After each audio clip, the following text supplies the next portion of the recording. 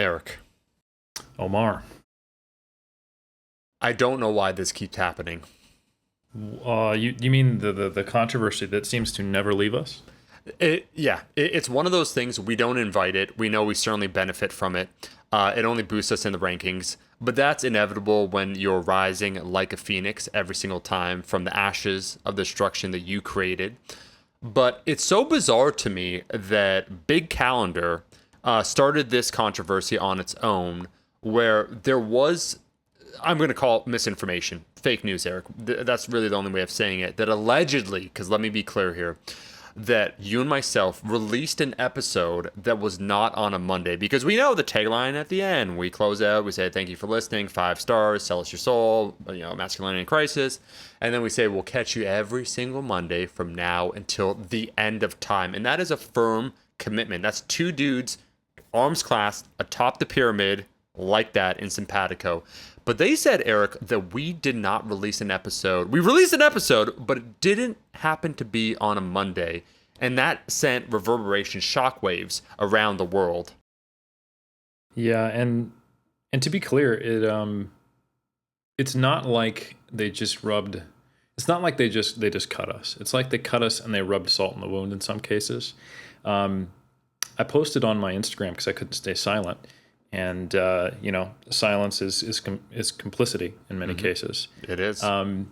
Because we actually had, of all places, in the comments of our own podcast on YouTube, someone actually claimed that we posted on Wednesday.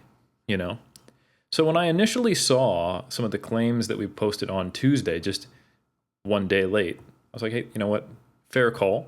That's not a big deal. You know what? I'm actually a day ahead when I'm in New Zealand, currently in California right now.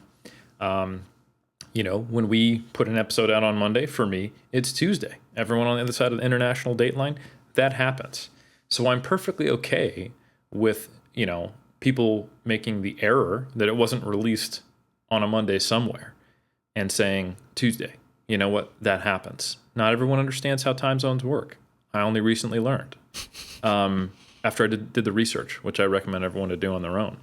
But to claim that it was put out on a Wednesday, I couldn't abide by that. So I felt the need to speak up, and I did. And I posted those comments, and I responded to them on my Instagram, the place where real discourse happens.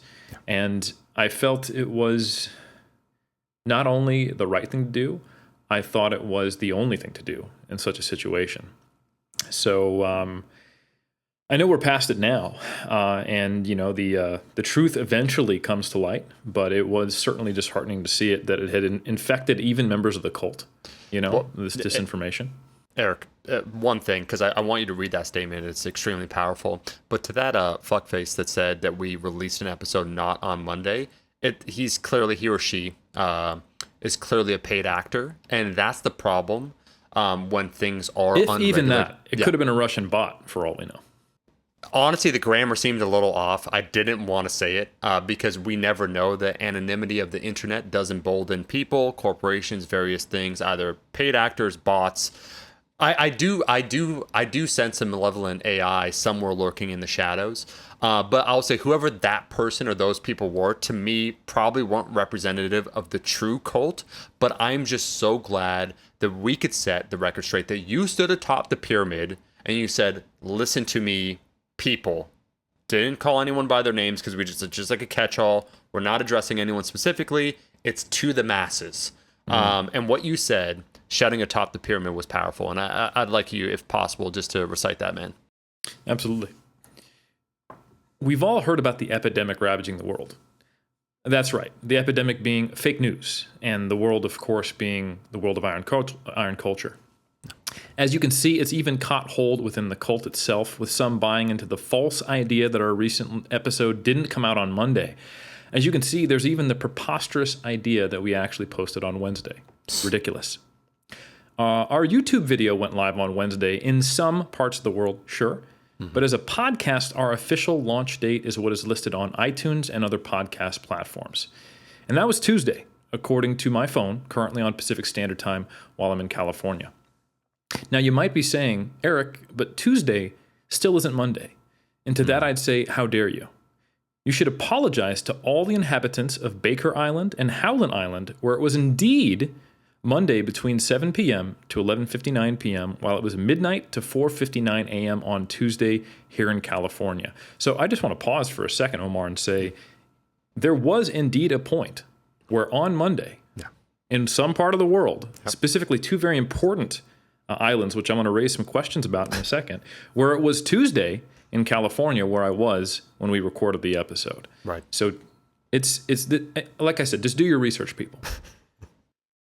So, how dare you? Your time zone is not the only time zone. These are American islands, and their inhabitants shouldn't be disrespected like second-class citizens. And as a proud American who spent 2 weeks, well, actually at the end of this week, it'll be 2 weeks, in the U.S. over the last 3 years, I won't stand for it. And to those of you who would say, but Eric, I don't think the episode went live that early on Tuesday, my response is stop changing the subject. Since the beginning, the issue has been the oppression of Baker and Howland Island residents. And to those who say, but Eric, those islands are uninhabited, I would say now you're finally paying attention. What happened to them? Where did they go? That's the questions you should be asking. And Omar and I have been looking into it. And I ended with a hashtag, which I've heard is trending on all of the platforms. Don't ask which one, but I'm sure it's true. Hashtag, what happened to Baker and Howland? Yeah, we refuse to participate on Twitter, just due to that buyout exchange. There was a photo that surfaced of Elon Musk looking like a beluga whale, positively translucent.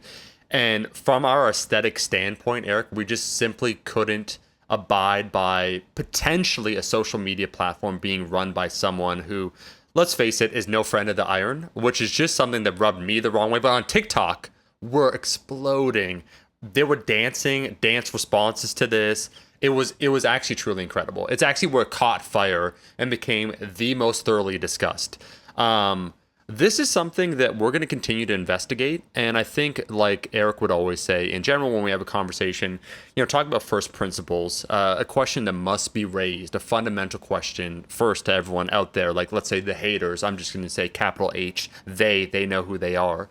We don't, but they certainly do, would be, what is a Monday? When we say there's every single Monday, is it a concrete temporal concept that we all agree upon, that we can neatly and accurately define? Or is it more a feeling deep within our hearts that resides there, and we all know what a Monday feels like?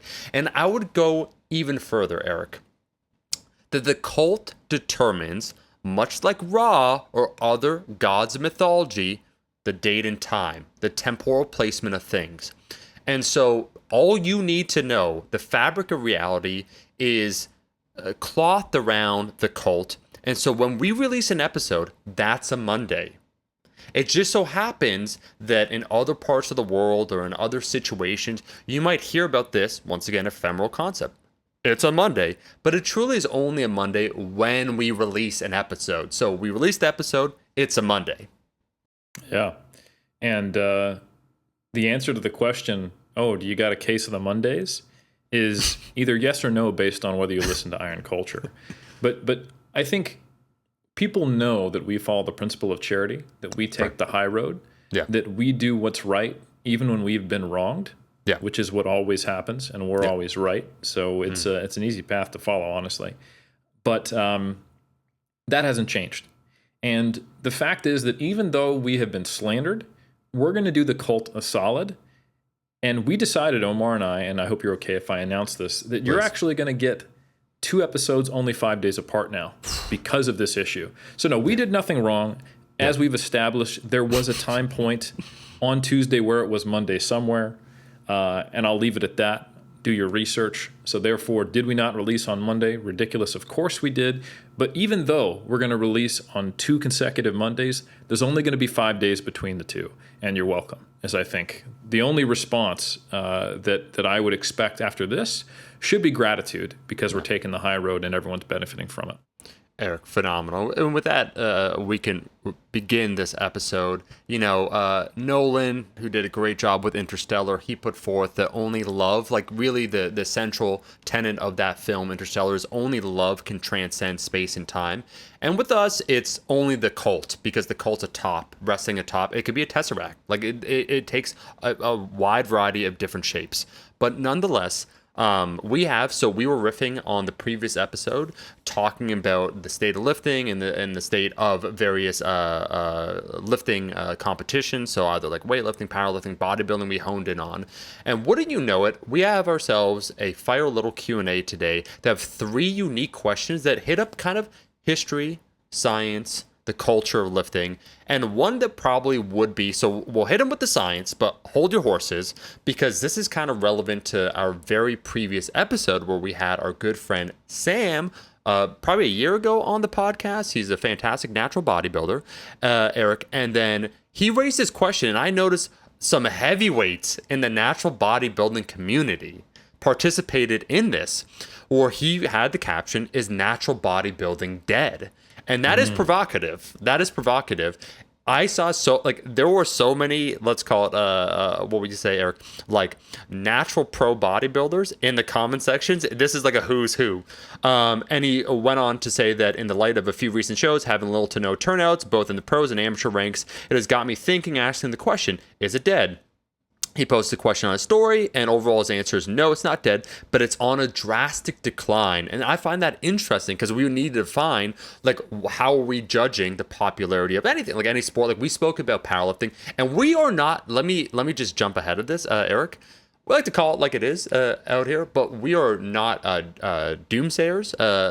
When we talked about the decline in the cultural zeitgeist of powerlifting, we weren't worried about that. We not only weren't bothered about it, we also saw the IPF 2022 Worlds, and we saw the USA Pale Nationals, and that was some of the most fun I've had in recent memory watching those competitions. So just because we potentially are discussing like a decline of something or something happening, it doesn't mean, one, that we're jumping for joy over it, or that it's the end of the world in the greater context of everything else. So Sam opened this up and he said that, and he said, in his opinion, the only solution to make natural bodybuilding competition great again is for there to be one federation, amateur and pros, but too many egos are involved, so he can't see that happen. And on the untested side, he said, you have the NPC and IFBB. That's it. He said, curious to hear your thoughts. There's about 100, like it popped off. We have your boy Alberto Nunez. We have I think Brett Freeman, maybe. Like there are a lot of people, like either people we had on the podcast or just other heavyweights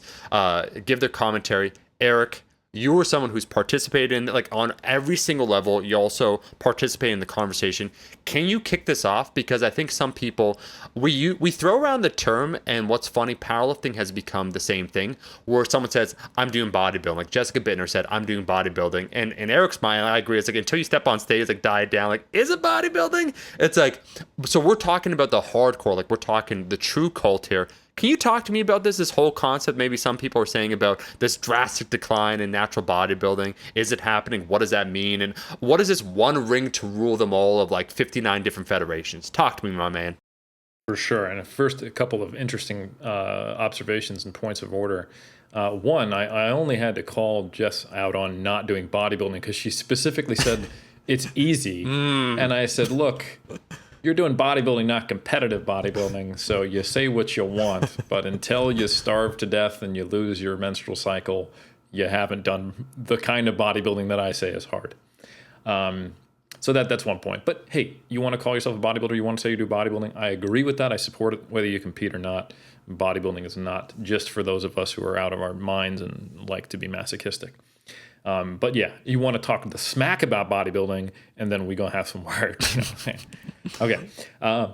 Second point of order is there's a meta conversation to be had about not only the decline of bodybuilding, but the decline of iron culture, where now we can't even get questions. We're actually repurposing questions on other people's Instagrams that they asked of their audience to address them. And it's a solid, basically there's going to be 4 parts to this podcast. There's our intro banter, and then we have 3 questions. And this first question coming from someone else's Instagram that we didn't even ask permission for. Hey, Sam, that's 50% of our podcast is rereading comments on Instagram. Eric, we're a React channel now. Exactly. Yeah. And it's not even going the right direction.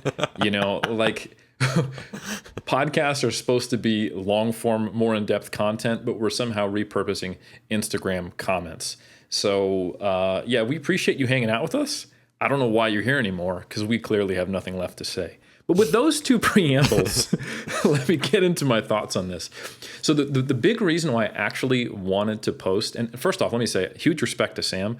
I love Sam. Sam's a great guy. We had him on not just because he has an incredible physique, but because he has an incredible presence in our sport. I think he has charisma. I think he has a sense of service, and he wants to make the space better. And that's why I wanted to engage with him. I think that he approached this conversation very openly, and like he really did want to hear other people's thoughts. And it really was a productive conversation. It's still going on. I just haven't checked my Instagram today yet. But one of the things that Sam said that made me want to chime in was specifically the word again. Like if we want to make, bodybuilding great again, we need to get to just having a single federation. And that didn't quite ring true with me, because I think if we agree that, hey, like the peak of natural bodybuilding was probably in like that 2011 to 2015, maybe 2016 era, there was still probably triple digits if we consider all of the world number of bodybuilding federations. And I think it was the peak because there were some pretty influential voices on what was the most popular social media platforms at that time. And there was a lot of interest, and there absolutely was this interesting aspect of the IFPA and the WNBF having these 2 competing federations, and they were both bringing a lot of top pros, and occasionally you'd see crossover. So ironically, when natural bodybuilding was at its peak, it was actually less unified from a organizational perspective. You would hear divergent opinions as to whether the WNBF or the IFPA was the dominant fed. So that's where I struggle with it a little bit. Like I think like Sam is accurately observing that shows this year where we think, hey, we're post-COVID, have been not very well attended. But I also think the idea that we're post-COVID, like we're post-heavy regulation of COVID, but people are still getting it. Like during this trip, someone just got COVID, unfortunately, and I've been hanging out in a hotel room instead of my family's place just to be safe, So, and for example, when we came back to the lab in New Zealand, we could start doing research again.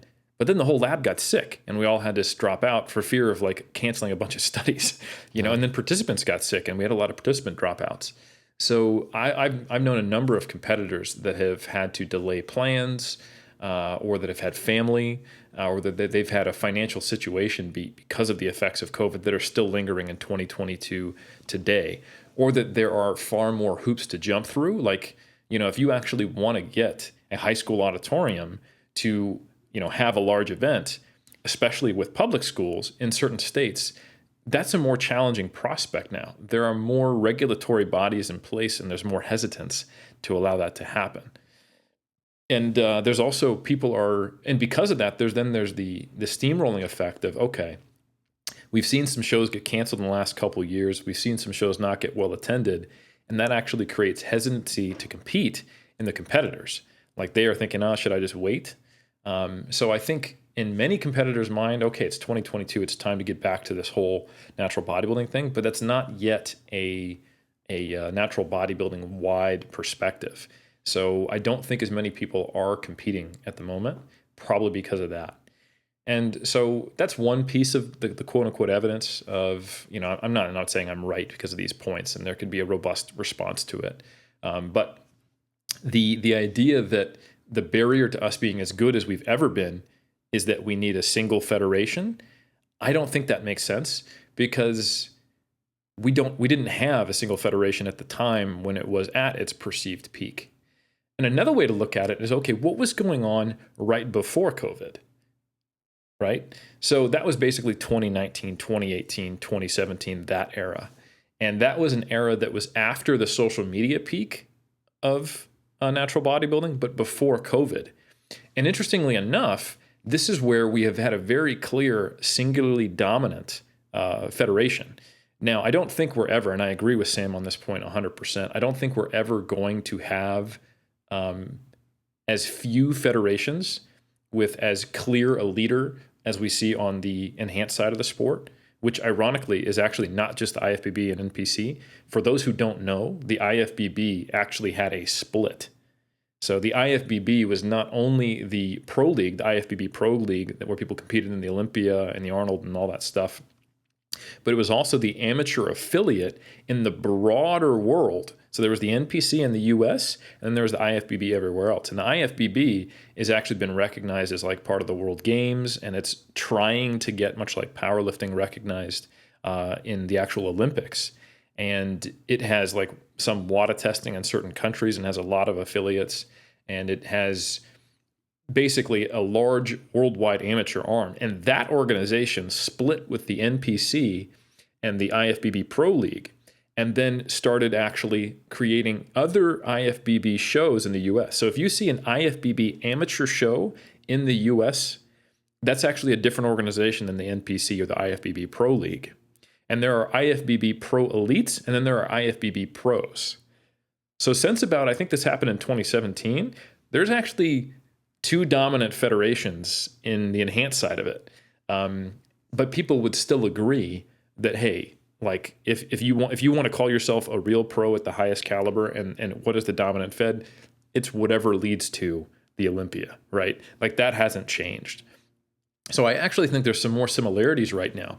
The WNBF has emerged after the IFPA kind of fractured and collapsed as the pretty clear dominant federation that has its own amateur and own pro division that feeds into itself. So it's not attached to another organization. Back in the day, the WNBF used to have the NGA as its amateur affiliate. We're talking like the 90s.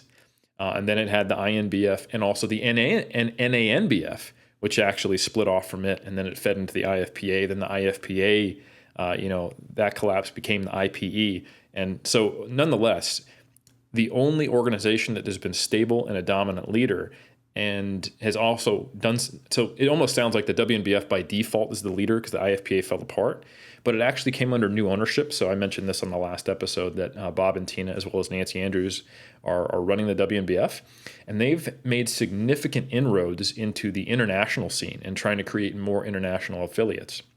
And believe it or not, the WNBF Worlds wasn't always like, it was kind of like the World Series in baseball, like the closest thing we have to, an international baseball scene is that there's a Toronto team, So it's America plus a couple Canadian friends over for dinner in the Major League Baseball scene.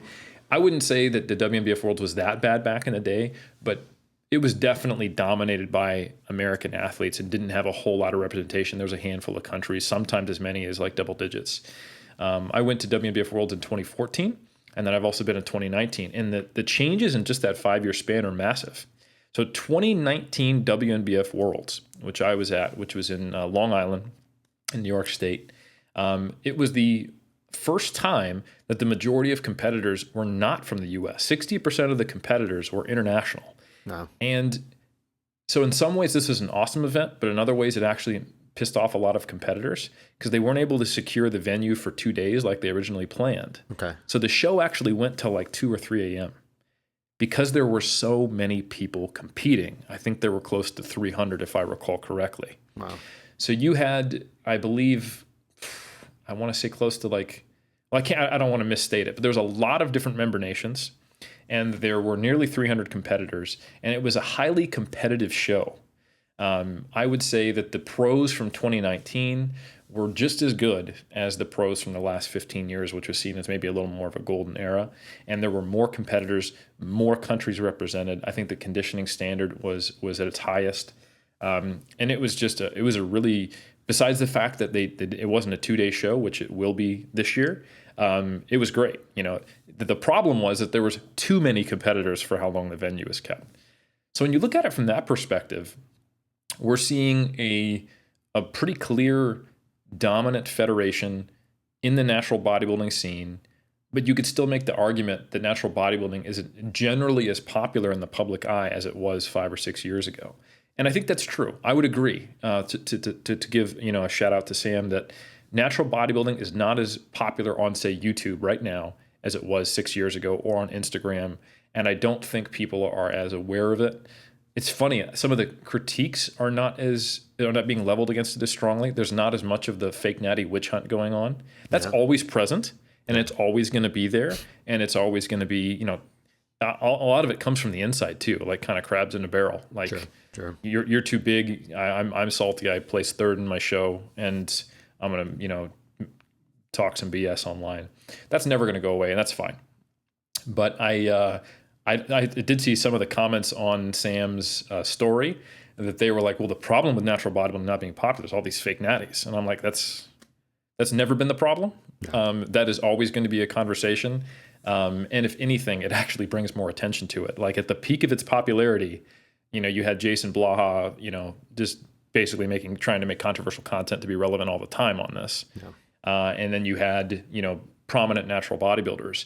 And so in my mind, a lot of the reasons that people were giving, there's too many federations or there's too many fake natties, that hasn't changed. And if anything, it's less. Like there's less people complaining or doing the fake natty witch hunt now in 2022 than there were 5 or 6 years ago.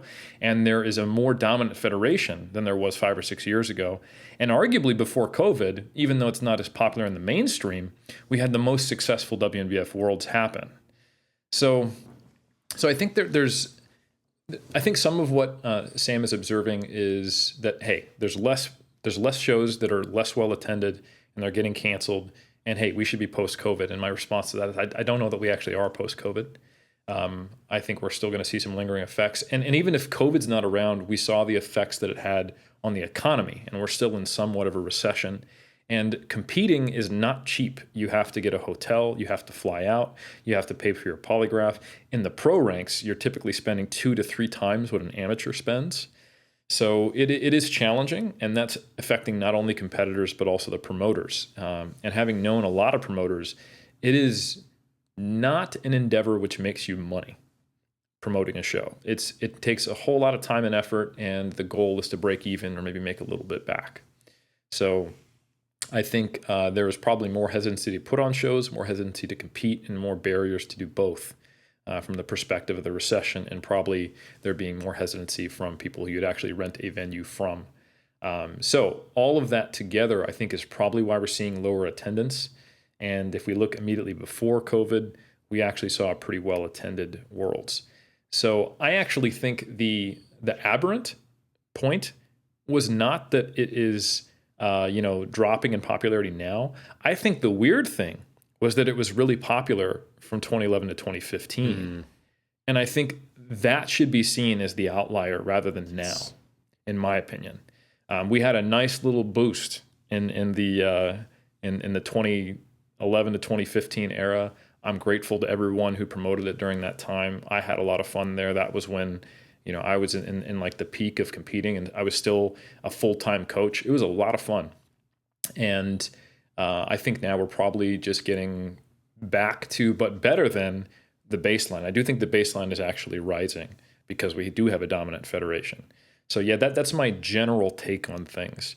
But I do acknowledge what Sam is seeing. It's real, but I don't think it's necessarily because of there being too many federations, because that's a problem. We've literally had too many federations since the 90s. Man, when you come at Eric, you better bring those receipts, because Eric comes prepared. There's so much to discuss here. First, just I would say a little bit of maybe business insight when you talk, Eric, about post-COVID, because I found myself, even as an outsider, an enthusiast, let's say, agreeing with your points. The concept of post-COVID, like, are we truly post-COVID? The answer we could say first off emphatically is that we're not. You only have to look at other market indicators outside of it. So like natural bodybuilding is a pocket, but look at what the economy is doing overall. Why do you think when they released the 30th Marvel film, or Top Gun as an example, that's so classic, that Top Gun Maverick smashed the box office, because it's exactly what America needed, like this and that, but like it was it didn't break all. It broke for that weekend all-time records, but comparative, Eric, to pre-COVID, the numbers that the box office is doing overall is much lower. And of course, people could say like, oh, like streaming this and that. But once you factor in all those considerations, the market is still massively down, which is why it was seen as a huge celebration, a huge victory. Where the Marvel, actually the Sony film, Spider-Man, No Way From Home, Far From Home, whatever the like latest one is, where the three like Tobey Maguire was in, and Andrew Garfield. It was seen as a heroic victory because you had an industry on decline. And Alberto actually said something, and that's what I kind of want to comment on, where he said, not about Sam, once again, I think everything that Sam observed is very valid. But when you start running a business, and then you see the intricacies inside of it, and how most businesses, they don't have a healthy profit margin from the word jump, because we're in a competitive environment, and that means that you always have because you're against other individuals, you have to make concessions, price cuts, all these various things. You're probably dealing with around like a 10% profit range, like maybe. And so when there's volatility in the market, so let's say there's a lower attendance, we could talk natural bodybuilding, or like we're just talking about like the box office, it could literally shatter industries. And so you're seeing that all across, like all over. And that's why the recession that's global, that's going to be happening, the rise in inflation, like all these things coming together creates a terrible environment for business. And so any business, I would say a place like natural bodybuilding with the federations and so forth, and to what you said, Eric, and that like it's incredibly astute, man, that bodybuilding, even if it's your life, it's an expensive endeavor. And as soon as there's a contraction overall in the economy, you spoke before, my man, about 2008 and about being a personal trainer. We see some of the first things to go, like, you know, you're you're not going to turn off the heat in your house. Like, you're probably, it's like, oh, am I going to have the $80 gym membership, or am I going to have the $20 gym membership? And so those things, like getting back to normal, in quotations, as people would say, it's a process that takes a long period of time, and it's something you can't rush. I do want to give, this is very morbid, but I do want to give it because I was talking, there's a friend of mine, he had someone pass away, and it made me recall something that did happen. And I do think it is relevant to what we're talking about, in the sense that you can't rush a natural process. And what you said about 2011 and 2015 being the aberrant, so being the exception rather than the baseline with which to judge, I think is another important point. Is that I remember actually in grade 6, man. So my teacher, her name was Miss Choi, a fantastic teacher. She passed away suddenly. She was actually pregnant. And so we found out about this, like just as kids, were part of her class. She was a phenomenal teacher. May she rest in peace. And then our principal came in, Eric, and this is morbid once again. It's like, it's very dark. Like we could joke about it now, but he came into this group of grade 6 kids, told the news, let us cry it out for an hour because we're like besides ourselves, like we were trying to process all this stuff. And then basically he brought in a substitute teacher, bro, I'm not even joking, and he's like, all right, and now back to the lesson or whatever, like just like kind of like the machine doesn't stop for anyone. Yeah, what a miscalculation on his part. But the point is that everyone wants to, like the system overall, so let's talk about the economy, it wants to restart, like it wants to have, like, you don't think every single industry from bodybuilding, so from like small industries all the way up, don't want like people attending again and having those healthy margins, because they live on those like close margins. And as soon as we talk about fitness from a financial aspect, from a business standpoint, that because people are struggling already to survive and margins are thin, as soon as you have that volatility, you're basically done. But much like that news, where they later came back, because all the parents obviously complained and everything. I was like, you know what, guys, take time. Here's like some grief counseling. That was the initial reaction to it. That these things you do need. It's sometimes, and the only thing I would say, and I want to kick it over to you, man, that sometimes there's market forces, I guess, the way I describe it. And I'm not trying to have this like, this loose concept. It's like market forces.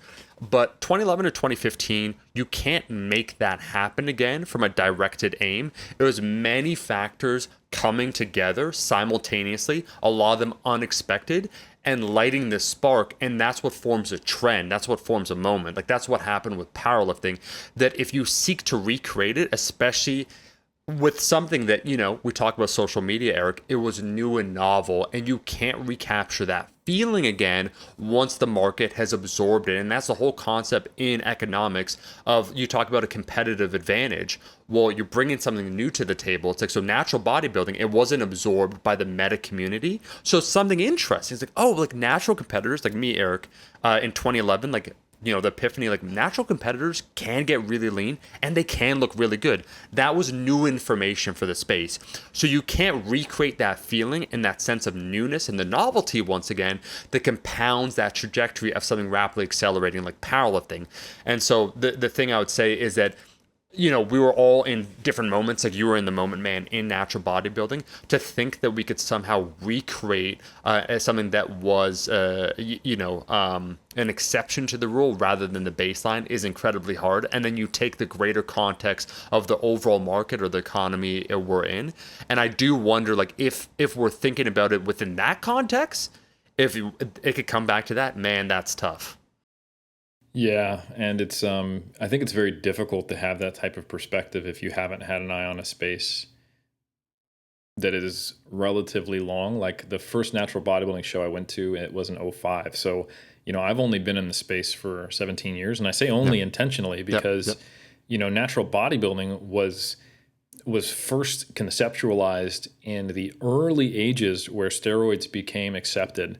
And then once they became ubiquitously known as, most of the top guys are doing this, not all, that's when some of the top guys who that didn't meet with their ideals, they were like, I don't want any part of this. And like Chet Yorton as an example, now the Yorton Cup, being one of the two big championships that's very well known in bodybuilding, I think it was the 70s really, where I want to say there was a natural bodybuilding show that I'm aware of that was in 1978, where there was actually a paper done on it that I found in one of my searches during my master's degree. But there were echoes of it about 10 years before that, where there were people going, "Hey, we need to do something where we're like reaffirming that the focus should be on health and a little more holistic perspective."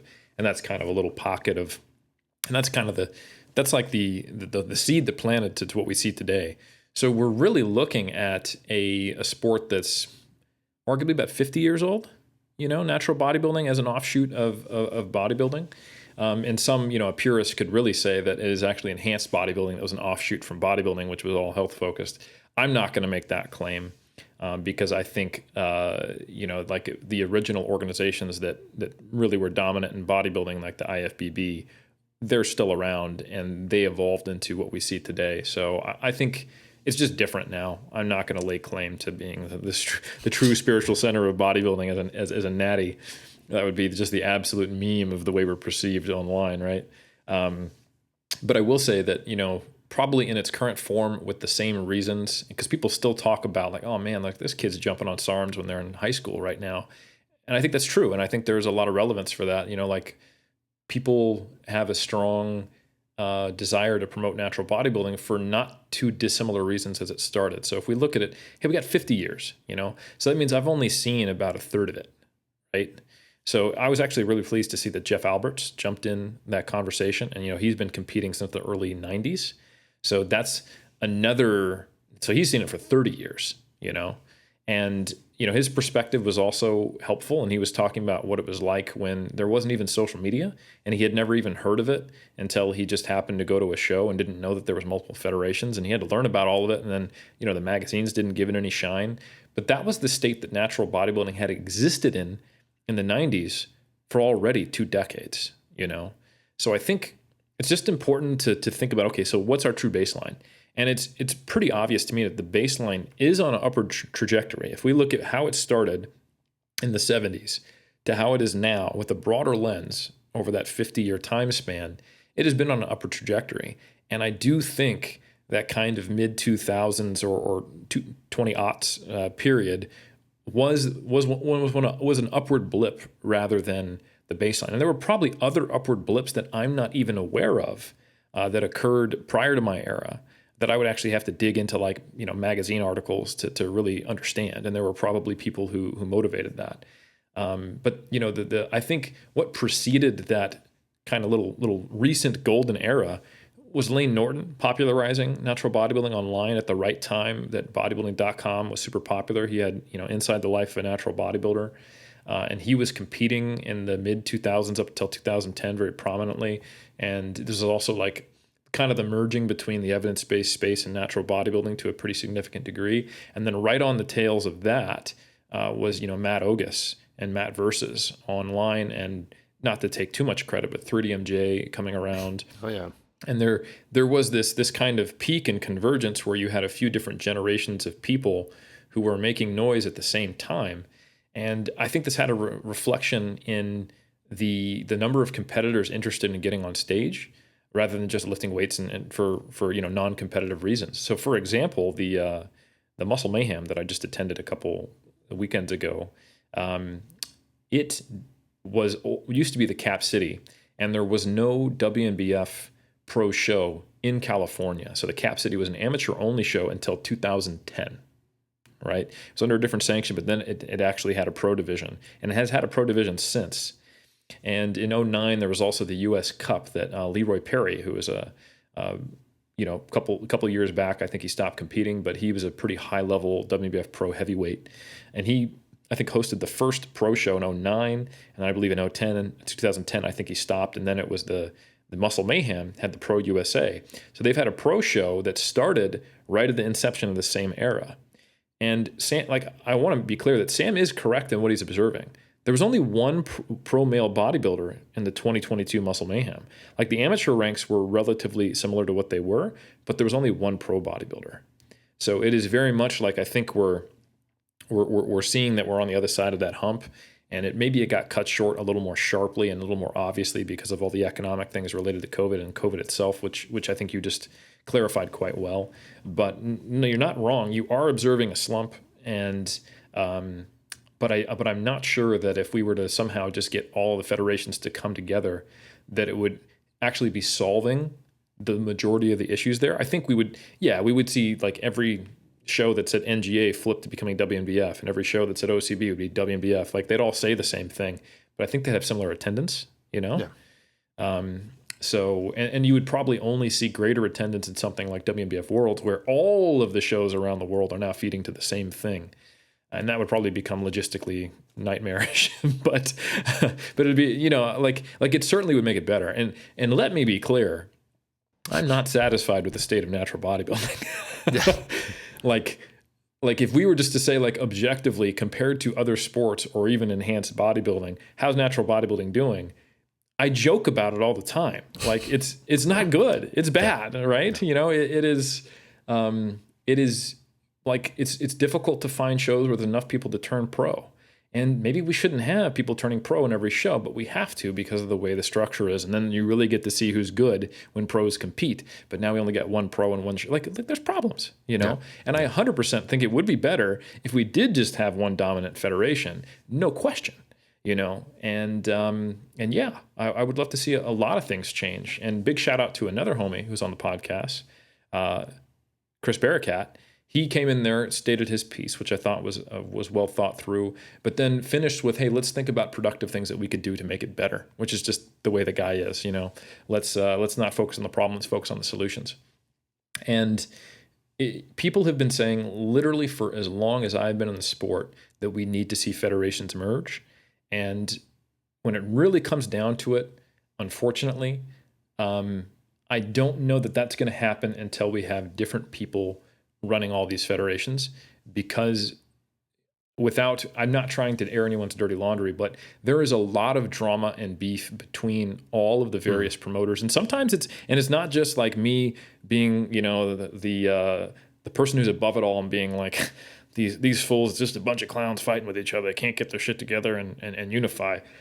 That's not the perspective I'm coming from. When I have heard of some of these issues, some of them have legitimate problems with each other where I think it would be very challenging and emotionally untenable to try to actually merge. And sometimes there are actually different values at play and different beliefs that are subtle. But when you think about the people who are promoting natural bodybuilding, they generally have strong beliefs about certain things.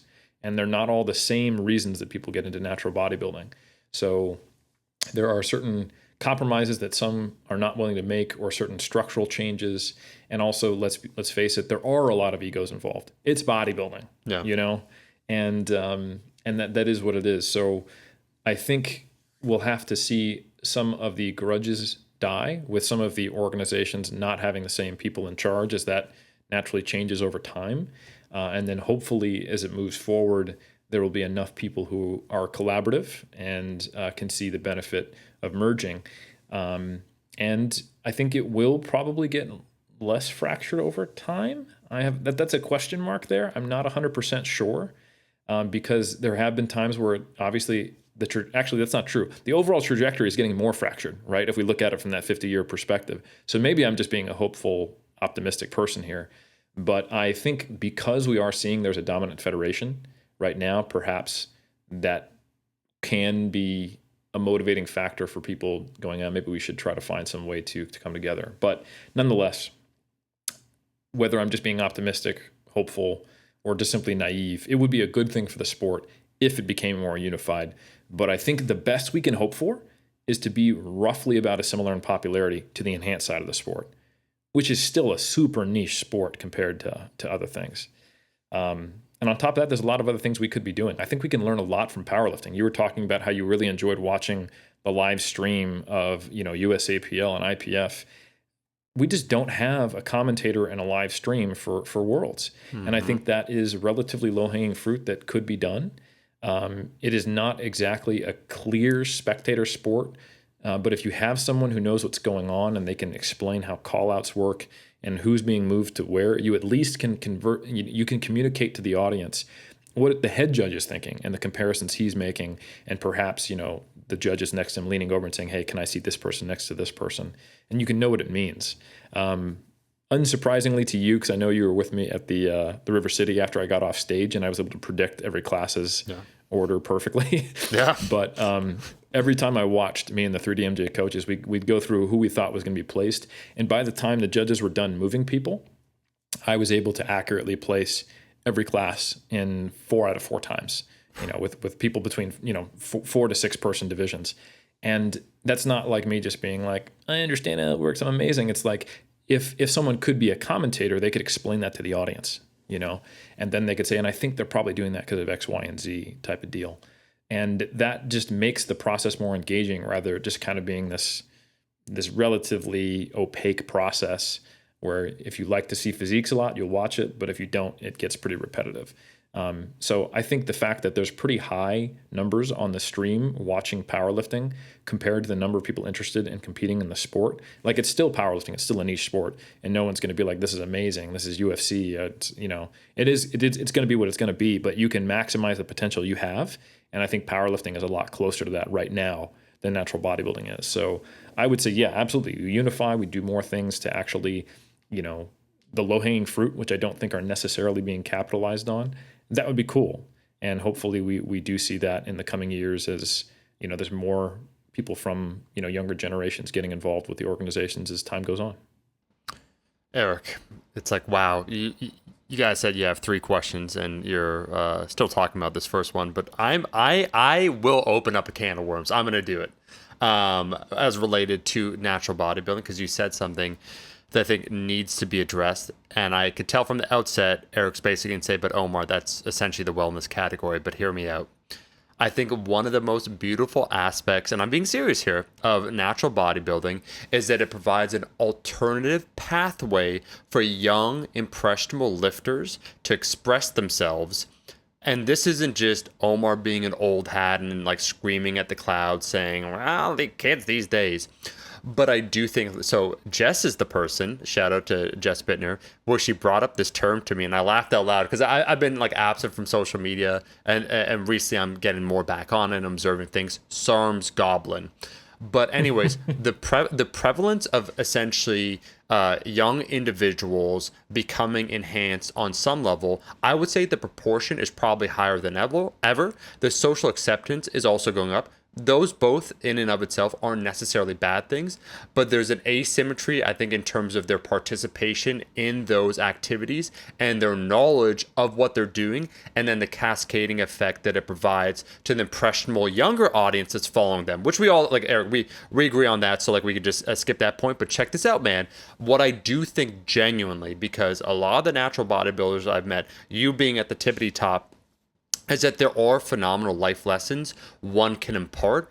And one of the things I was thinking, Eric, this is the big idea. Folks, Bob and Tina, take this. and I know you're going to say this is the wellness, but much like in powerlifting, I think for me as an outsider, one of the potential barriers is that when you see natural bodybuilding, it's very impressive. But as you alluded to, and you're joking, man, about prepping for an actual competition, Eric's like, God, Omar's about to water down my beloved sport.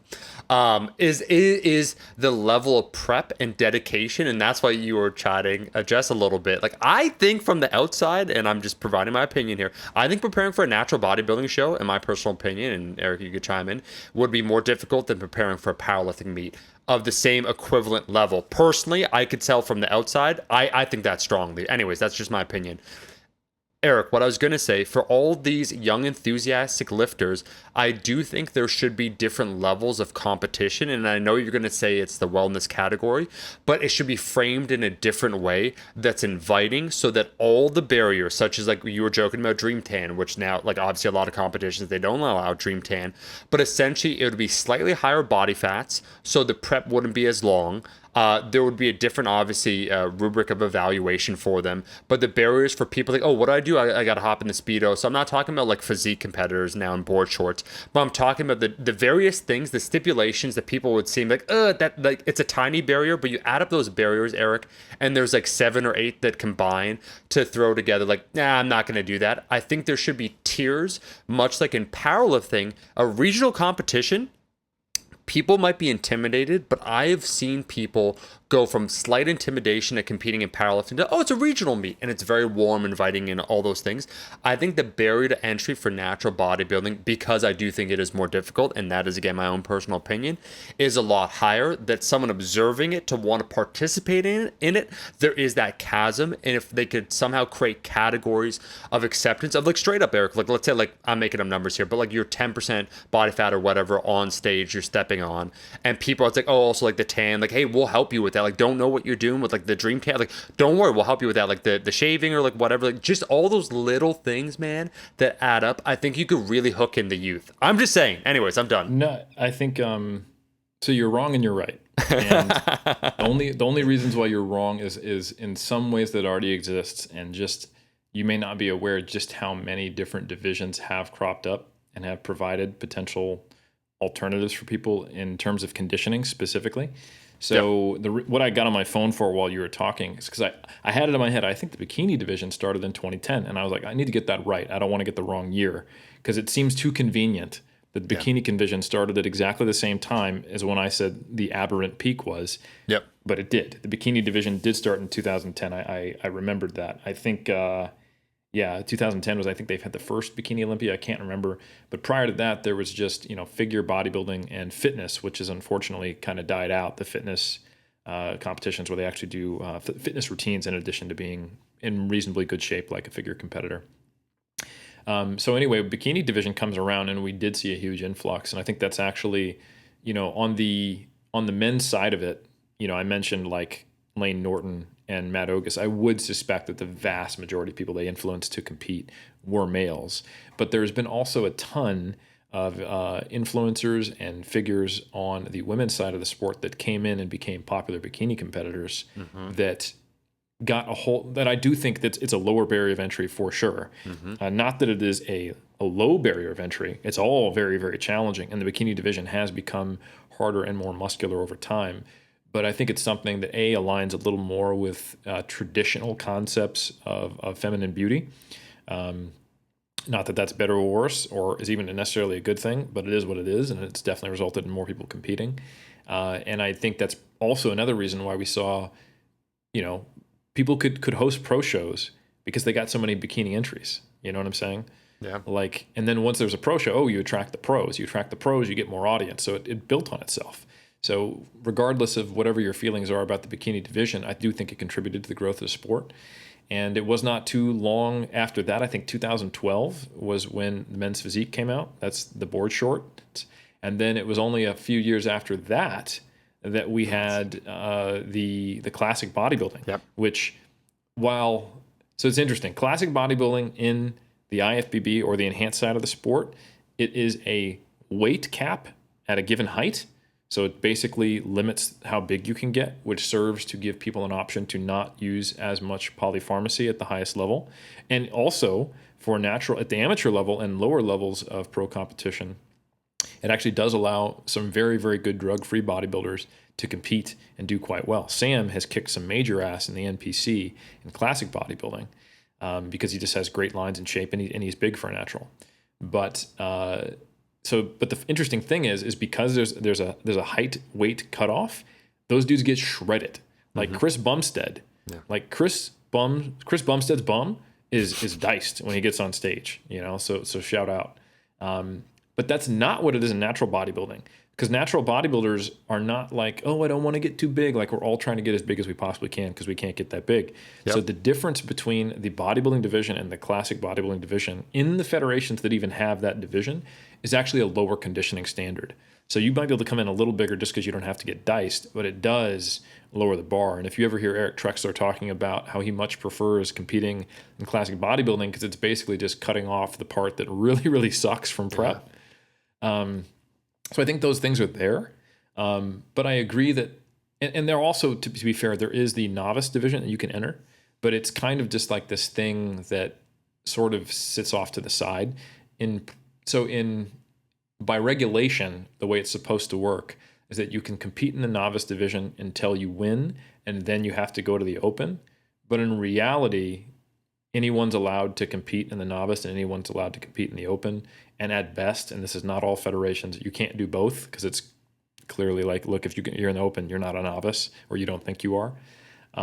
So it's an opportunity for people to self-select a lower barrier, but I don't think it's seen as a stepping stone. So it can serve for an individual to like de-intimidate themselves, yes. But it's not a way of saying, hey, you can't even compete in the open until you do the novice, or you're supposed to compete in the novice first. That's not like a well-promoted idea.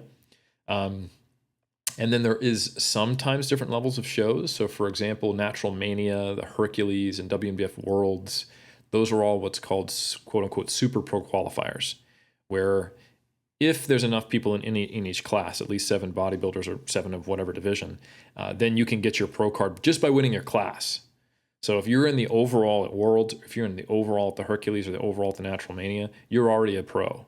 And winning the overall is just like, oh, you're a badass. Like you technically just beat 3 or 4 other pros, or two to 3 or 4 other pros, depending on whether they did the full from bantam to heavy or they just did light, medium, heavyweight.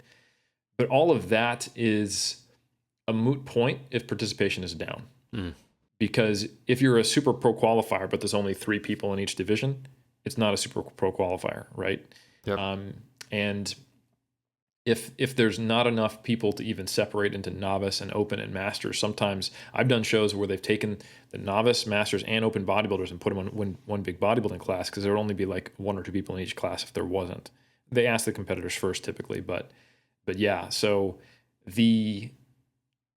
all of this stuff, it does require higher participation levels.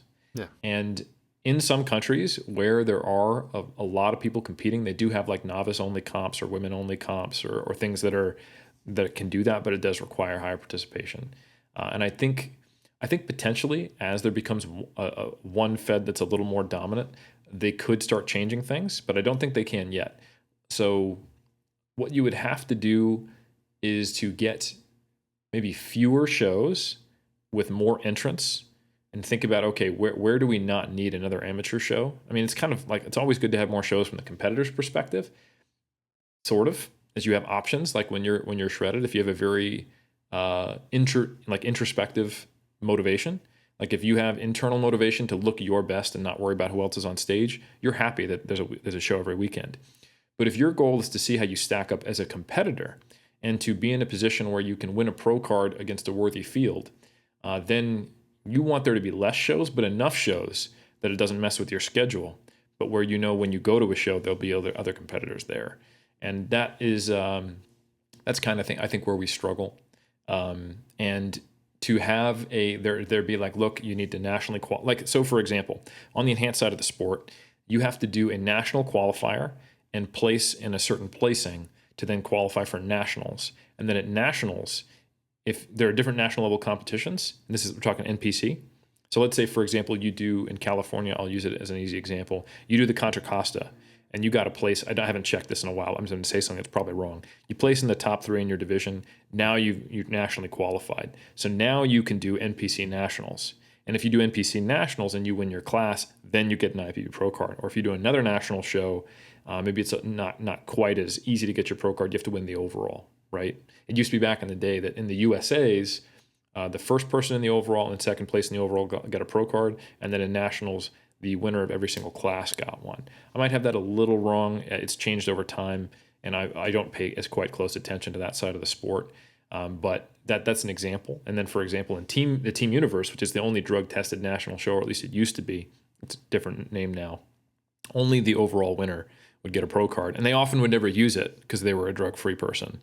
So, or sometimes they would. Because like, for example, Kai Green got his pro card at the Team Universe, and then he gained like 60 pounds. He decided he was going to, go that route, right? So anyway, that does exist on the enhanced side, and it is a clear benefit to Sam's point that when you do have a unified field, you can do things like that, and you can therefore enhance the competitor experience and make it better across the board. But the funny thing is on the enhanced side of the sport, there's not a lower barrier to entry. It's like everything that you have to do for natural bodybuilding, and oh, by the way, you have to find a drug dealer. So it's it's like, I think you can see a pretty high level of success and benefits that come from having a very clear dominant federation. And you don't even have to worry about appealing to the mainstream audience from a competitive perspective.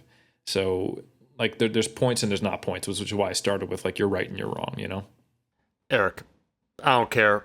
We're going to get to the science question after this. We're going to make this a 2-question podcast because this is juicy though, because I hold on. I'm going problem solving mode because I do find this interesting once again as an outsider.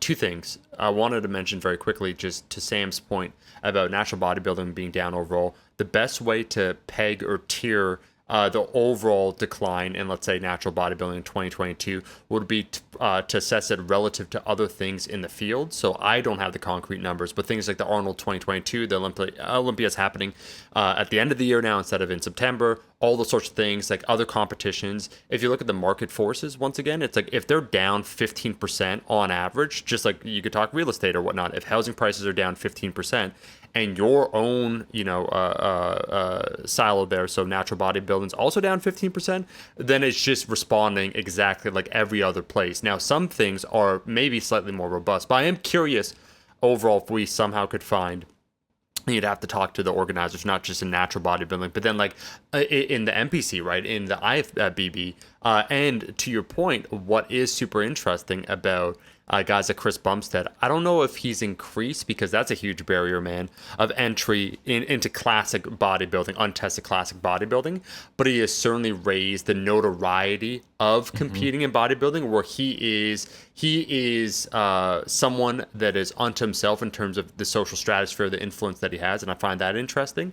My last garbage thing I'm going to throw out there to Bob and Tina, but I'm just going to say it, Eric, and then we're going on to the science question. I'm being sincere here, though, because I'm just like, I'm offering ideas that, like, once again, probably it's like, yeah, it's already been done before, but I think they're notable. Would be, you joked before, Eric, about pickup bodybuilding, and I want to throw this out there. So check this out. Let me set the scene of the slaughter here, man. All right. So I remember Alan Thrall, shout out to our man, Alan Thrall. He had a booth at World's Strongest Man, and he had an event. Anyone could pass by, and he had various things. And it was like, it brought back that carnival atmosphere of, let's say it's lifting a circus dumbbell. I think that's one of the things he had. Anyone could walk up, anyone could do it. And then once like any good drug dealer, once you give them the first hit, it's free. Everything else, boom, they're hooked. I keep talking about barriers to entry because I'm talking about myself. I'm not nearly as hairy as any of the other male figures in my lineage. Like my brother is an example. The thought of him shaving, like his back hair, like everything else, it's a mission. I'm actually and even me, Eric, I'm like, ooh. Are you going to tell me that you want a hairy class? So I wasn't the bear class. No, but what I was going to say here, what I was going to say is that pick up bodybuilding, because you've mentioned this before, Jeff's mentioned this before. Man, I've experienced this shit of either like someone jokingly coming up to you and saying like, or online, like, hey, I actually like whatever, like I'm bigger than you, or what have you. You can make it in a friendly environment where people, low barrier, so maybe it's like $20. Again, it would be a heavier weight class, so the conditioning wouldn't have to be as low. So you could step on stage with like 20 other people, and it would be a fun kind of, it'd be like the in-between session for like, you know, the humor of the night, so to speak. Kind of like, you know, in the UFC, you have a fun fight that's a guarantee. Like, it's like two brawlers, Eric. They're not like really skilled, but it's guaranteed to appease the crowd and have some cheers. The same idea, the people, they would encourage them step on, you, a few buddies, other people, 20 people step on stage, and who would win for the pickup game of bodybuilding, where it would have its own distinct rules. And again, you would have to de-emphasize things like conditioning, so like people can enter, not feel like, oh my god, like I'm 13% or 11% or whatever body fat. This guy's 4% body fat. If conditioning is like one of the primary metrics, I'm screwed. Something where people can feel welcome to do it. And once they step on stage, and bro, I guarantee, Eric, you correct me if I'm wrong, they get the cheers, they feel welcome, non-judgmental, where their physiques are on display. And because there is fear of judgment of so many people, man, I kind of feel like they've already stepped on stage, in quotation, not actually like competed, but they've gone through the process. And once you go through the process, it's a lot easier, I feel. Pick a bodybuilding in between rounds. I mean, I have no problem with that. I think that would be amazing. You just, who wants to come out of the audience and show us what you got? Yeah. Does anybody want to challenge this person? It would actually be a throwback to the old vaudeville days. Come on, bro. Where anyone from the audience can come. You want to try to lift this off the ground? Go for it. Yeah. So you don't. You want to pose against Sandow? Show me what you got. So Eric, you don't think it's a bad idea? That is not a bad idea. I think it would I mean, can you imagine if people in the audience started dieting in the show for the intermission to have a shot at just taking on like whoever the guest poser was or something like that? So. Some real Clubber Lang shit. Like the guy's been prepping for 2 years straight, knows all the poses against the person that's the guest poser. Yeah. I think it would immediately turn into an opportunity for people to manipulate it for their own social media. And I'm not sure it's a bad thing. Yeah. So no, I'll end it there, because I think when you love a sport, when you have passion for something, you want to see it succeed because you know it needs its own momentum, and that's how it propagates. And I do think one of the unspoken, just like with powerlifting, where there's life lessons one can learn, with the pathway of natural bodybuilding is something that could help young impressionable lifters understand there's a potential other pathway. Not that you need to go all the way in natural bodybuilding, but there is validity in choosing to remain natural, and there are ways of judging how far you can go in that route. That's all. So I will, Eric, I'm gonna end it there, because we went anywhere and everywhere. It is a fascinating topic. It's something obviously that you're super passionate about, that I felt was worth mentioning. And there is a section of the cult that even if they're not interested in competing in natural bodybuilding, knowing the overall competition process of something like natural bodybuilding, the potential pathways, and how things come to be. Because we suddenly think, if you're like,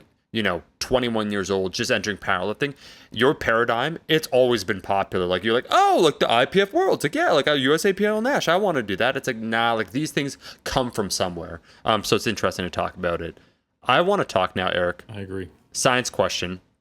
This is so it's a two-parter, folks. We'll come back because the third question is really good, and I think it's at least a 30 to 40 minute question here. But we're gonna drop the science. We have our man Alfonso. Is that Alfonso Johnson from Weather Report? Who knows? Shout out Alfonso. Eric, you mentioned studies showing simply blunting hunger is all that is important for a pre-training meal. Now, does that mean it doesn't matter what we eat? We just need to eat something prior to training. My man's on a mission. That's a good question. And so he's specifically referring to kind of the final conclusion of a series of 3 studies that were done by Naharudin and colleagues. And these are some really cool studies because they built on each subsequent one, and you're like, okay, here are the possibilities that remain based on our findings. Let's target that. Okay, cool. That leaves us with one final finding. Okay, what's that? And where you eventually get to is you just need to blunt hunger for resistance training performance from pre-workout meals, and then you're good. So real briefly to cover those studies. First one, they had people who were habituated to eting breakfast and trained.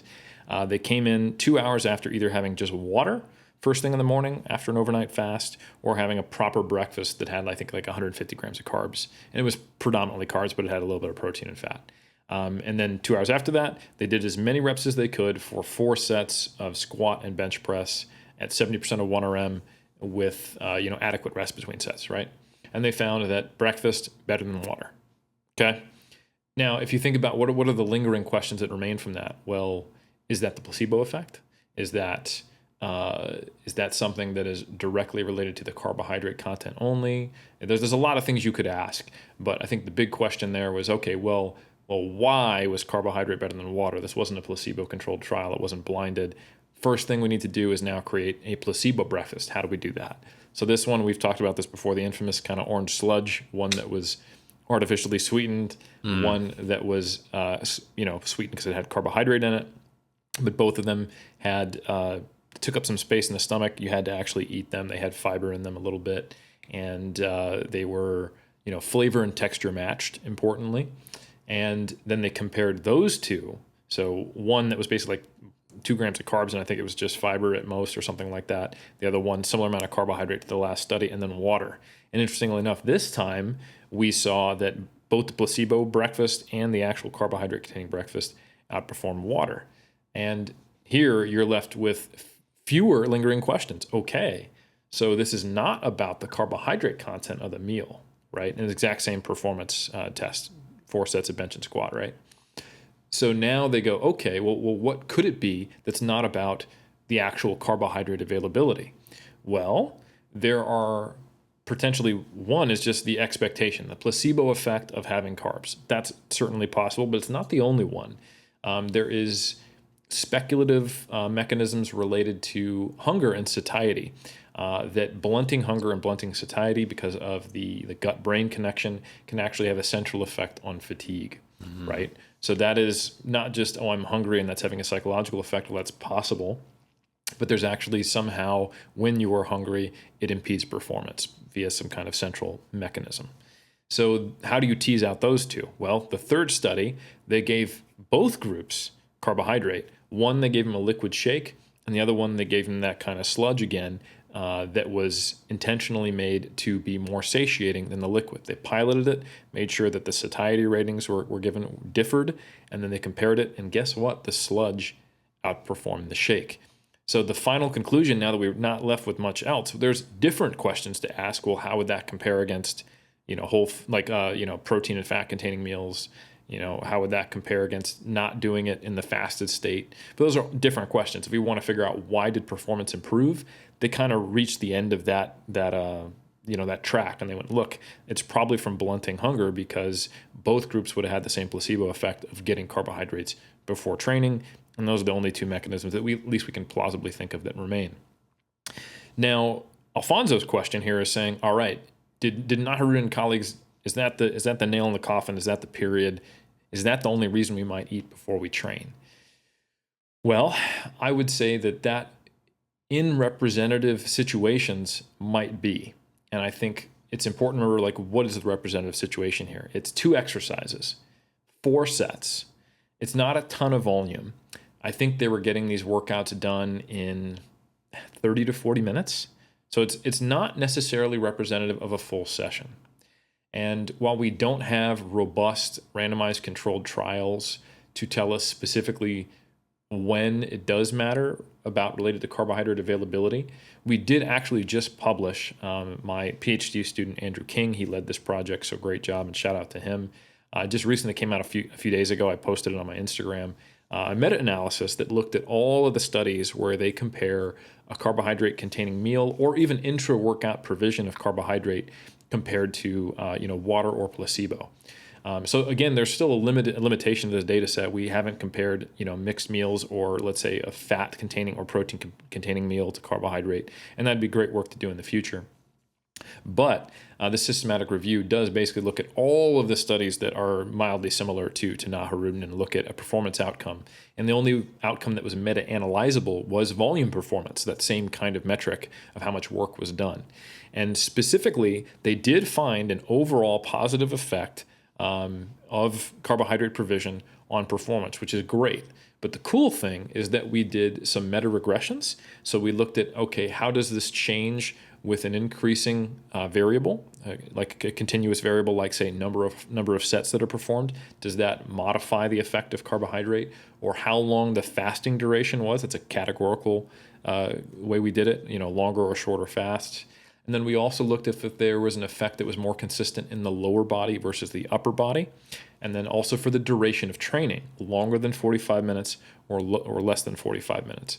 And what's really interesting is that we found the effect was more pronounced and significant when training was longer than 45 minutes, when there was more lower body exercise, when there was a longer fasting duration, and the meta-regression was finding that, yes, indeed, the more sets you do, the more likely you are to benefit from carbohydrate provision. Now, when you think about it, if we go back to Naharudin's, tail end of their series of studies, the only thing that matters is you need to not be hungry. Well, a lot of those variables that I just mentioned don't have to do with whether you're hungry or not. For most people, whether they do 4 sets or 8 sets in a workout, this is not true. My wife actually does get hungry during sessions if they last too long. So it's possible that it's more important to eat before longer sessions with more sets. But here's one, more lower body exercises versus upper. That's going to take the same amount of time, same times passing. Yeah, you're burning a few more calories, but I think that has more to do with the fact that there's more metabolically active tissue moving at any given time, right? So there's a greater energy flux required. So when you think about it, I would say that all of the moderators is the good word for it, that make it more likely you'll benefit from a pre-workout meal, seem to indicate that when you do a higher density of training, a more total, higher total energy expenditure for a longer time period, when you're in a less carbohydrate available state, seems to lean towards that being when you benefit from a meal. So what I think this means is that, sure, for moderate volumes, if you're training for 30 to 40 minutes, if you're only doing 8 sets or less, you just don't want to be hungry going into it. So yeah, Alfonso, it's correct. You probably don't need to worry about it. But if you are training, a lot of compound movements, you're going to be in the gym for over an hour, you're doing a lot of sets, I think you are starting to get to the point where, based upon this meta-analysis, I don't have, pure RCT comparison here, where you're probably actually needing actual energy. We're talking about carbohydrate availability, the amount of muscle glycogen, or even potentially liver glycogen that's available if we're talking about the morning fast, to make sure that blood glucose doesn't drop too low, to make sure there's not a central effect, to actually, improve performance. I'm not super firm on that, because we also did try to run a dose response on the amount of carbohydrate consumed, but there was not a relationship there. However, I wasn't really expecting it, because it takes a while for carbohydrate to get incorporated.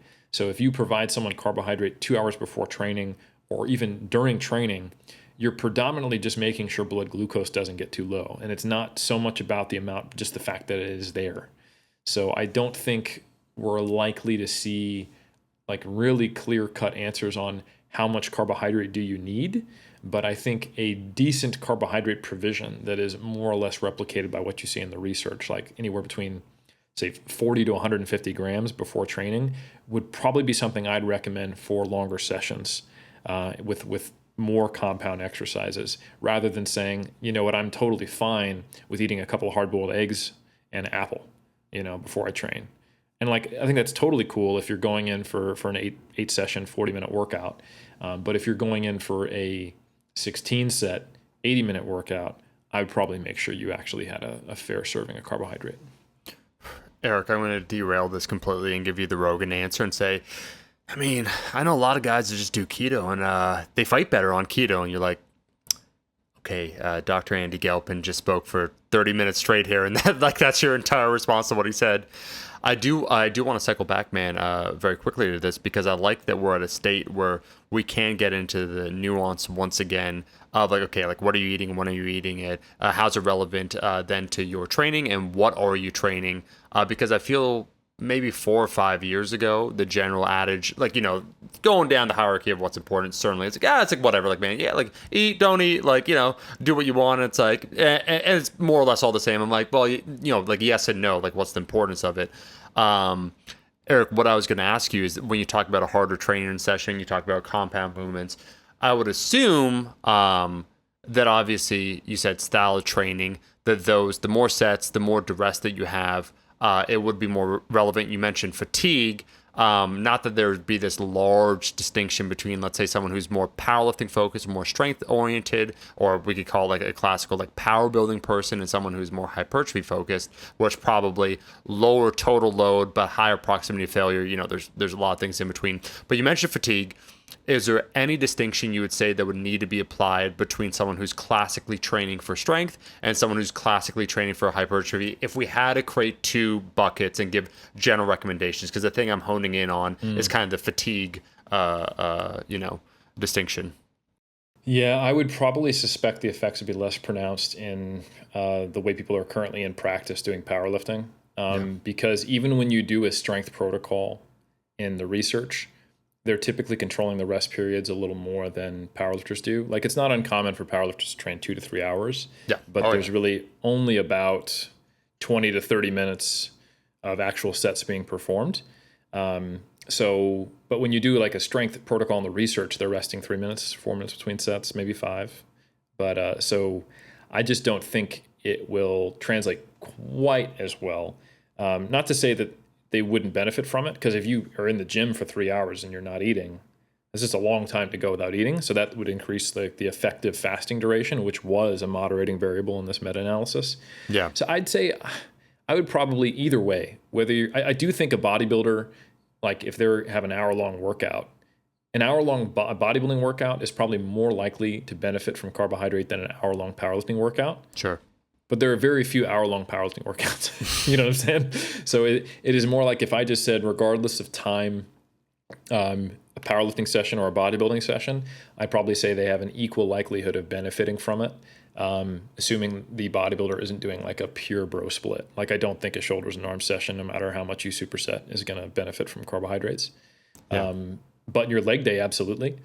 However, if you're on like an upper lower split, so you're forced into doing like a lot of pushes and pulls in the same session, or if you're doing basically you don't have limitations on what body parts you train, I would say if you're training more than 45 minutes, you probably want to have that bolus of carbohydrates. And then I'd say pretty much all except bench only sessions would benefit from powerlifting.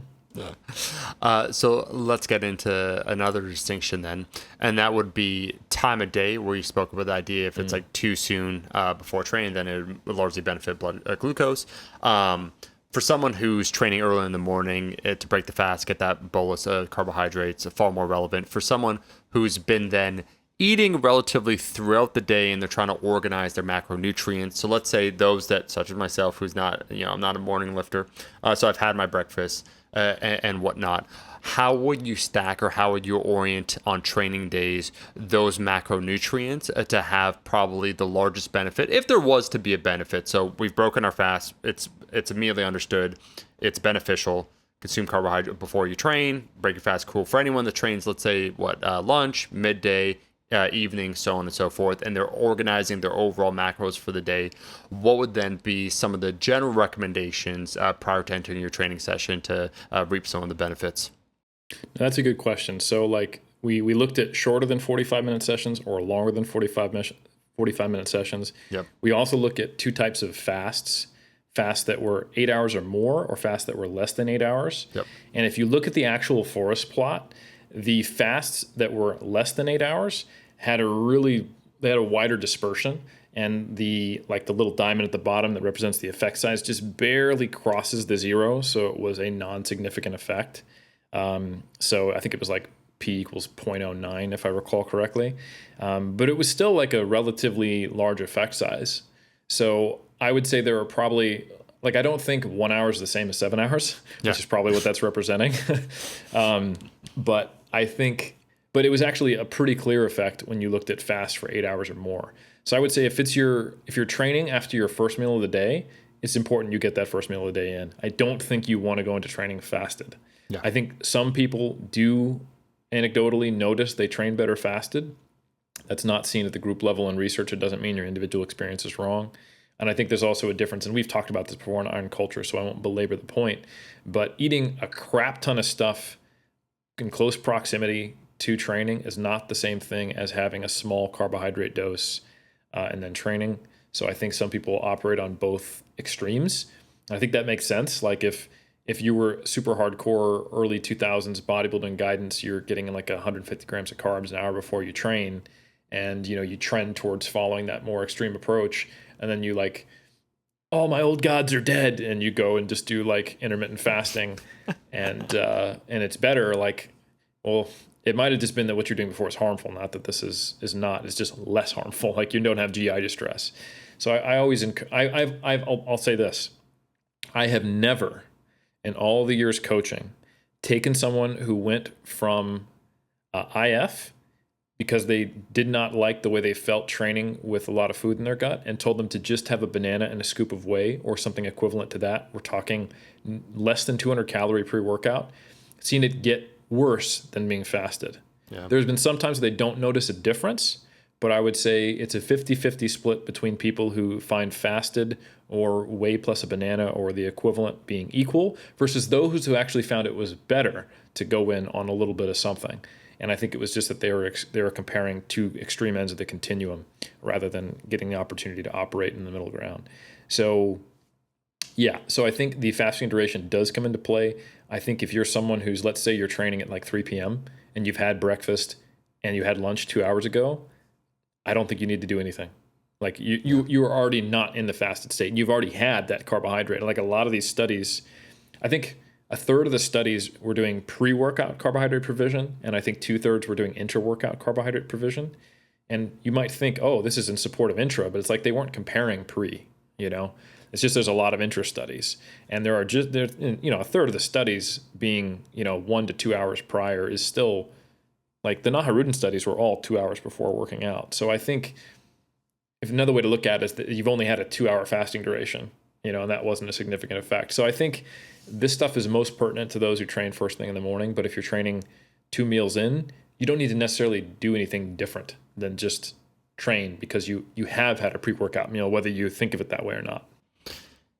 I'll say this, Eric, that sometimes I oscillate, not intentionally, but more that if I'm not regimented with certain things, they could fall by the wayside.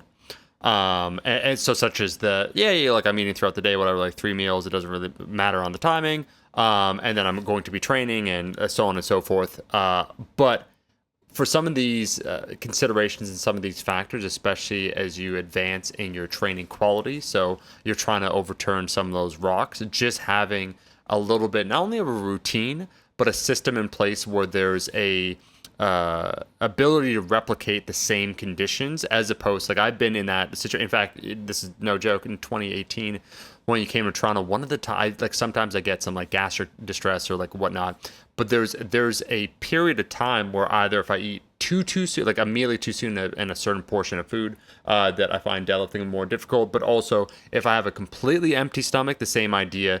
And there's been numerous times, which is silly, this is kind of separate but related to what we're talking about, that I'll simply forget, and then I go to the gym, and then my training quality, where I feel, let's say prior to deadlifting, because I just haven't set up the right bricks, the foundation for that training session, I'll feel like I'm about to throw up, and it's like, well, wait a second, like you really actually could have prevented this.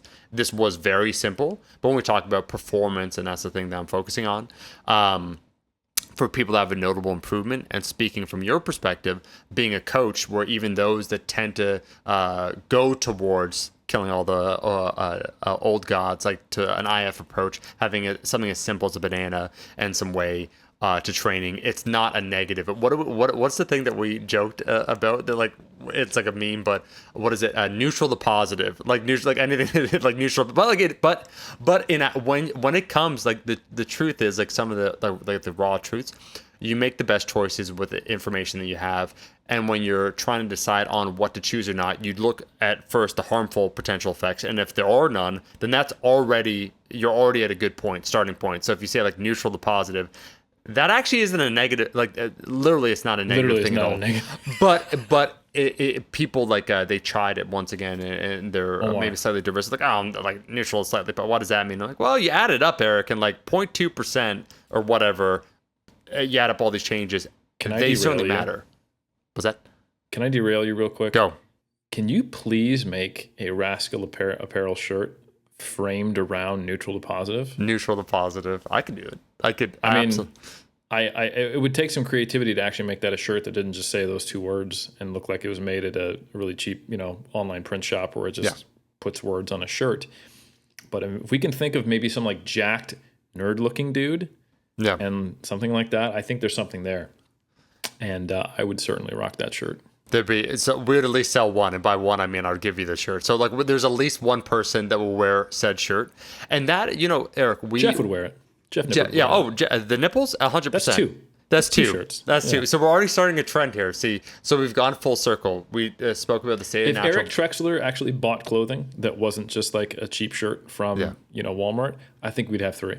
Okay, so the sad part... You could send him one. So we could send 2. We could have 2 purchased, and by that I mean you give it to 2 people who actually want to wear it. Yeah. And then you can give it to one other person who would wear it out of obligation. Yes. And we're almost starting a full trend here.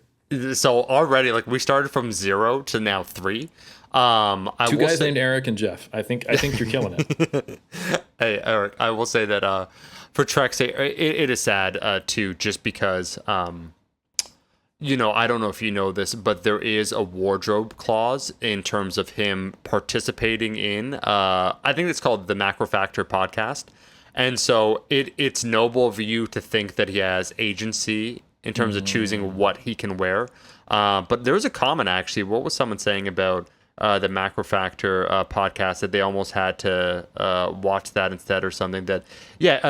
Someone said, Michael said recently, it's relevant, about the whole big calendar fiasco. I was disappointed this didn't come out on Monday. So again, we went over what Monday means here, but it did give me an opportunity to catch up on the Macro by Factor podcast with Dr. Derek Helms and Greg Knuckles. Good option if you want to explore the nuances of macro factors. So see that, Michael, thanks for that feedback. It's clear now that podcast is literally just all about macro factor now. So well, honestly, they do have a lot of users, so I'm sure they have a lot of questions. So in some ways, they're doing an appropriate service. So yeah, I guess I'll reach out to Trex, see if he can work on that clause in his contract. Maybe how you have like a casual Monday or casual Wednesday at work, where you get to wear something besides the company uniform.